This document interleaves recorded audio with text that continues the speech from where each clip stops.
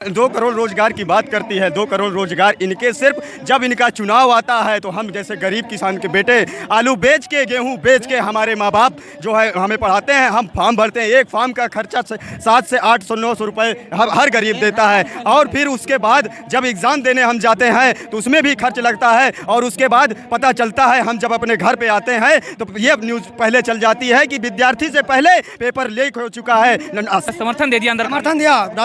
राजा भैया जी ने हमारे कौशाम्बी जिले में पुष्पेंद्र सरोज को समर्थन उन्होंने दे दिया है। अब की बार अंदर पुष्पेंद्र सरोज को सारी वोटें ठाकुर की, ब्राह्मणों की, बनियों की सब। बहुत अच्छा लग रहा था जो युवाओं को, किसानों को, नौजवानों के हक की बात कर रहे थे और तेज बोलिएगा तो अच्छा लगेगा। हक की बात कर रहे थे जिससे हम लोगों को बहुत अच्छा लगा। हम लोग युवा हैं, छात्र हैं।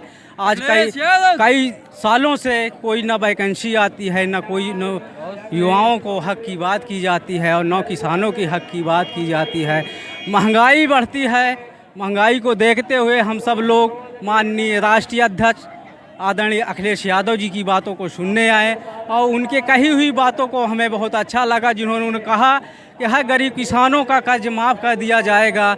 जैसे वर्तमान भाजपा सरकार के लोगों ने उद्योगपतियों का कर्ज माफ़ किया था। तो क्या ये 20 तारीख के बाद विनोद सोनकर कौशाम्बी में आएंगे ना, देख लेना आप लोग मीडिया वाले भाई साहब हैं, बता रहा हूँ मैं। ये पूरे कौशाम्बी जिला के प्रतापगढ़, कुंडा, बाबागंज के तहसील चायल। और तो लग रहा है कि कुंडा से रघुराज प्रताप सिंह ने भी जो है समर्थन दे दिया, अंदर समर्थन दिया। राजा भैया जी ने हमारे कौशाम्बी जिले में पुष्पेंद्र सरोज को समर्थन उन्होंने दे दिया है। अब की बार अंदर पुष्पेंद्र सरोज को सारी वोटें ठाकुर की, ब्राह्मणों की, बनियों की, सब सर्व समाज की वोट मिलेगी। मुस्लिम भाइयों की सब की वोट मिलेगी। पुष्पेंद्र सरोज को 5 लाख वोट मिलेगी। यहाँ से 5 लाख, ये जान लीजिए। कम से कम 1.5 लाख से 2 लाख वोट जीतेंगे वो यहाँ कौशाम्बी जिले में।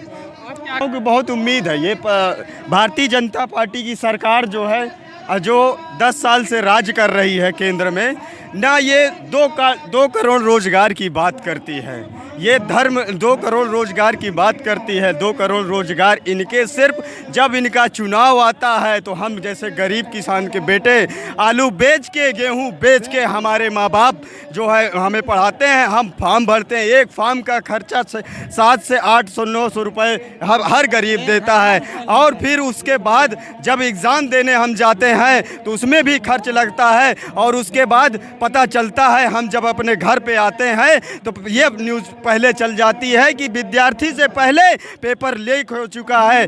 7 बजे से एग्ज़ाम है तो 8 बजे तक 11 लाख लोगों के पास एग्ज़ाम पेपर, पुलिस का पेपर पहुंच जाता है। बताइए, नौजवान इसमें रोजगार के नाम पे लाठी मांगा। जिस तरह इलाहाबाद विश्वविद्यालय में विश्वविद्यालय हॉस्टल में घुस के छात्रों को मारा जा रहा है। बताइए, ये केंद्र में बैठी सरकार योगी आदित्यनाथ इनके समान पीड़ित है। बताइए, एज निकली जा रही है लोगों की फॉर्म भर के। और उसके बाद मैं आप मीडिया साथी से यही कहना चाहूँगा कि मेरे नेता, मेरे अखिलेश यादव, पुष्पेंद्र सरोज, माननीय इंद्रजीत सरोज के विकास को आप जन जन तक पहुँचाएँ। माननीय अखिलेश यादव की आवाज़ को आप बुलंद करें। आप पे हमें बहुत भरोसा है और नौजवानों की उम्मीद है, अखिलेश यादव उम्मीद है। इंडिया अलायंस संभवतः 80 सीटों में 75 सीटें ऐसी हैं जो इंडिया अलायंस में जा रही हैं। 75 सीटें, जिसमें से इलाहाबाद की मंडल की सारी सीटें हम लोग जीत रहे हैं। फतेहपुर, बांदा सारी सीटें हम लोग जीत रहे हैं। समाजवादी पार्टी की अकेली की सीट जो है उसमें से लगभग 50 सांसद समाजवादी पार्टी के होंगे यूपी के अंदर। बीजेपी तो वहीं 80 की 80 सीटें जीत दर्ज करने की दावा कर रही है। उनके रोजगार जैसे पेपर में चलते हैं, उनके रोजगार जैसे पेपर में चलते हैं, उनका काम पेपर में चलता है, उसी तरह वो 80 सीटें भी पेपर में जीत रहे हैं। ठाकुर, ब्राह्मण, ठाकुर, मुस्लिम, चमार, पासी, धोबी, सर्व समाज के लोग पुष्पेंद्र सरोज पढ़े लिखे नौजवान साथी हैं। हम लोग भी इलाहाबाद विश्वविद्यालय से पढ़े हैं, हमारे साथी भी विश्वविद्यालय से सब ग्रेजुएशन करके डी फार्मा के घूम रहे हैं, बीटेक वाले छात्र घूम रहे हैं। बताइए, ये योगी सरकार आज तक उत्तर प्रदेश में कितनी नई फैक्ट्री डाली या फिर कितने लोगों को रोजगार दे पाए?